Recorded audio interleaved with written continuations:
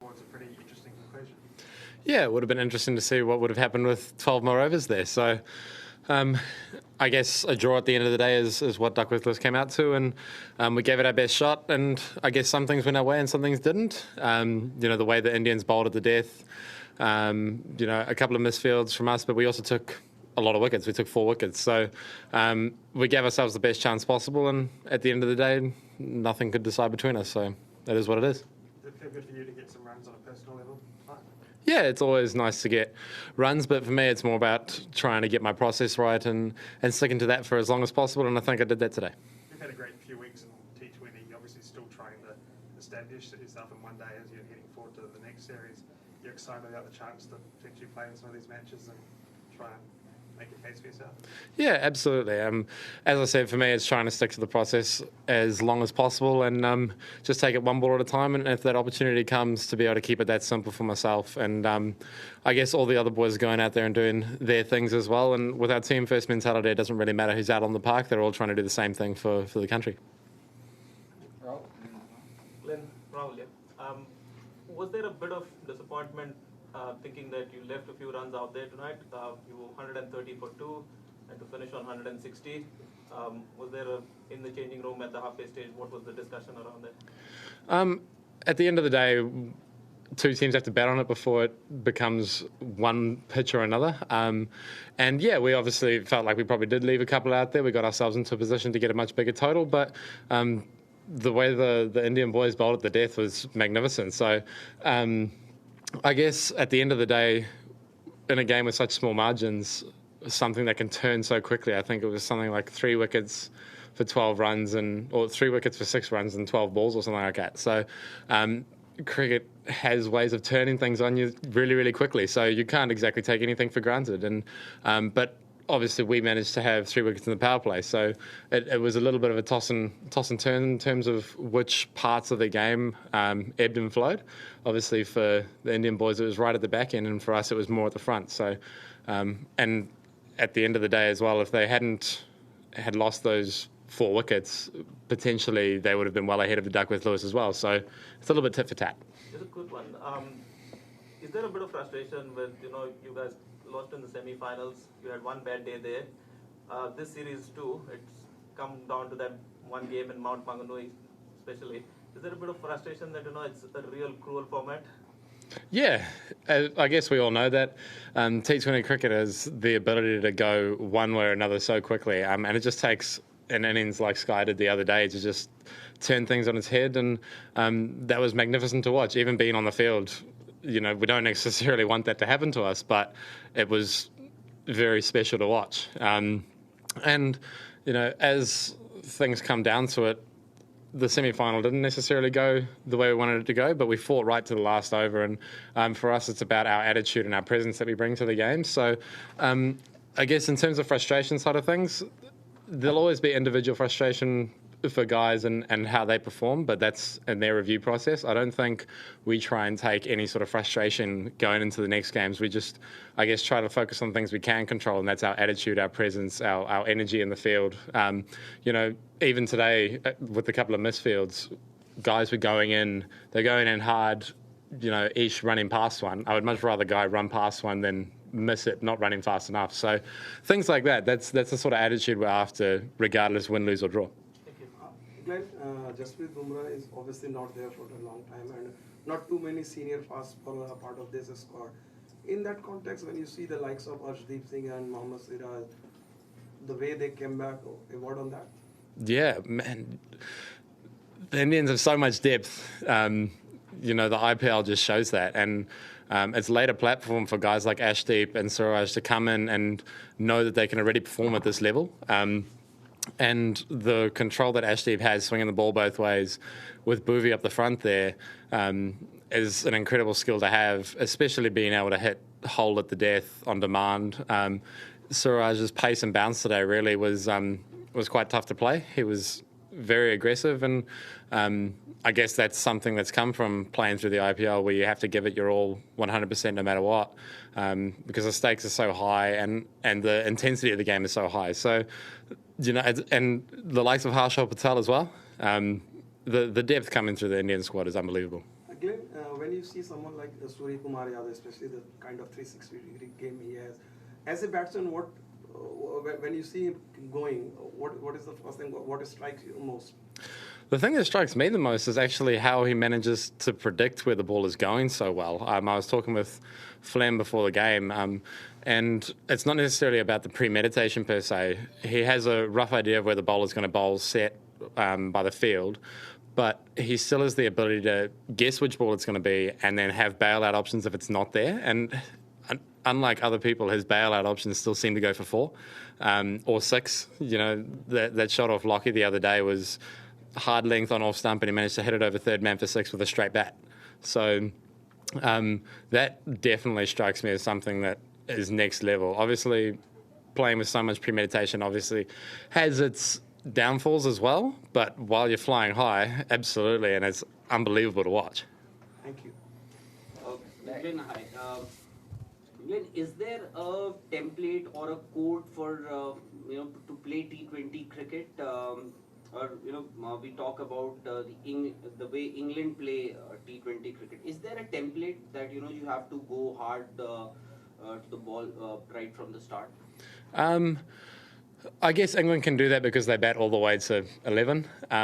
But when other sides have 6 specialist batters and an all-rounder, I guess you have to be a little bit more level about how you go about the approach. It comes down more to the communication and I suppose the adjustment to pitches and trying to use different sort of skill sets. Unlike what England are able to do, if one guy doesn't come off, the next guy will come off. And if he doesn't come off, the next guy will come off all the way down to number 11, whereas in most sides only have out to number 7.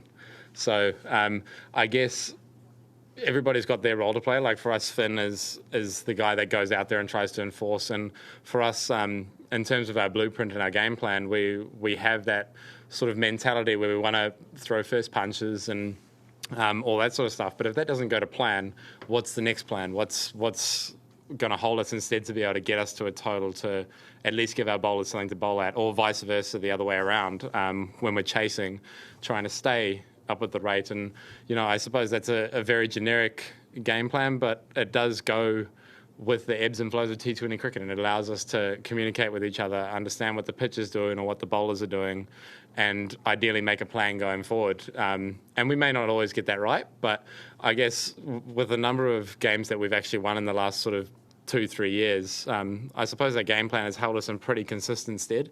We may not necessarily blow teams out of the water, but we're always there or thereabouts. We're always niggly, we're always fighting. We get into games, and I think for us, the more games that we can get into, the more chance we have of winning them, as opposed to us trying to play the style that England plays and then capitulating probably more often potentially.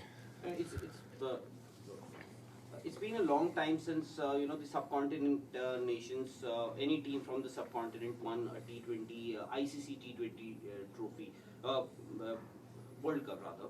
So is it that their methods or their way of playing T20 cricket has now become obsolete in terms to how an Australian team plays, how an English team plays, or even New Zealand for that matter? I personally don't think so. There's obviously speculation and everything going around about the way T20 cricket is being played at the moment and where it's going forward. And I suppose everyone wants to see those 200, 190 games. But at the end of the day, when you're playing for your country, you're playing to win. And as I said before, it comes down to trying to adjust to the pitch on the day. And those pitches may not necessarily allow for 180, 190 scoring games. But as entertaining as that is, and as a batsman, I'd absolutely love that. But I don't necessarily think the way that India or us or anybody for that matter is going about their batting game plans in a right or wrong way per se. If it comes off and it works and say a team only gets 160, 170 and they defend it, then people say, well batted, you had a good tempo for the innings. But if the team chases it in 16 overs, then it's it's hard to say without looking back. Yeah, it's comparisons with different players, different skill sets, different teams, and I think we all have to use our strengths as much as possible. The Indian side has an amazing batting lineup, and at some stage they're going to come off and potentially score 230 in a T20 game. They have the ability to do that, but what they're also trying to do is be in the game, always try and be in a position to win, even if it means soaking up a few balls if they have to in order to come back later on. Unfortunately, if you go with the approach of soaking up a few balls to try and finish the innings well, and the innings doesn't finish well, like today could happen, for example, but you could only be on 80 as opposed to 130, that situation then looks really, really bad. But if it comes off, you get 160 on a really tough pitch. So it's a little bit of a tough one. Last couple, Aidan. Level trade, partnership of 86 off just over 10 overs with Devon. Can you talk us through how the two of you communicated in the middle about how you were going to construct and pace that partnership as it went through the innings? Yeah, I guess after the power play, they bowled really well up front. Huda bowled that really tight over straight after the power play, and with Chahal coming on afterwards, it was, I guess, for us about keeping the intent, knowing that the boundaries are small and playing really strong positive options, low risk positive options, to get ourselves into a position to utilise Daryl and Nish and Satner at the end. Yes, that didn't necessarily come off today, but the idea of getting us into that position to be able to earn the right to launch from that platform, I think, was the right idea. And as I said before, on another day we could have ended up on 200 potentially from that position, and I think that's really strong positives going forward, and we made a lot of right choices today, and all we have to do is make those right choices for a little bit longer and a little bit more, and things to come off a bit more, and those games really turn into match winning scores. But at the end of the day, India did bowl well as well. So I guess from a communication perspective, we really tried to take it to where our game plan allows us to launch from. Hi Glenn. In the previous game, New Zealand innings kind of got stuck in the middle, and that was, we believe, one of the reasons why the match ended up the way it did for you guys. So today, it was completely different. The approach was different. Was it something you guys pre-planned, or because when you came in, Mark had gotten out, and Devon was the batsman who got his eye, and then you took over and he took the backseat. So what was it like? Was it pre-planned, or? No, I definitely think it came down to the communication side of things again. Understanding that at number 4, if I come in the power play, the idea is to ideally not lose another wicket, but still have that sort of positive approach. And today, obviously only coming in with 3 or 4 balls to go, it allowed that next phase to start without too much of a hiccup. And I guess my role in the team is to take it, not necessarily deep, but carry on what the openers have left off, and try to keep the momentum going from a positive, high, what's the word I'm looking for now? My English is gone. Low risk options, but still with the positive side of things. So, and understanding that Devon is going to do what Devon does, and if he takes it deep, he's going to end, like so often he ends on 80 or 50, and it becomes a match-winning total. So for us, I don't think there was necessarily a conscious, pre-planned way of going about things today. I definitely started my innings much slower today than I did the other night, but when you come in at 4 or at 5, the game is very set out in one way or another, and the approach you take can be very much dictated by the runs and the wickets down. So for today, the position to come in at 4 is almost ideal. It gives you the time to get in, but then the time to accelerate when I guess the situation calls for it, and allowing Devon to carry on doing his thing and not having to put him under too much pressure. And things flowed. Things flowed really nicely. And as I said, we've got Daryl behind me as well, who does that on a regular basis for us too. So I guess when a team gets 190 like they did at the Bay, you're either going to get really close or nowhere near. And unfortunately, we tried to take it a little bit deeper. And unfortunately, when you're chasing 190, that might not necessarily be the ideal option. But, when you're chasing 160 or 170, you also want a different sort of approach as well. So I guess it's really game plan and situation orientated. Thank you very much, Glenn.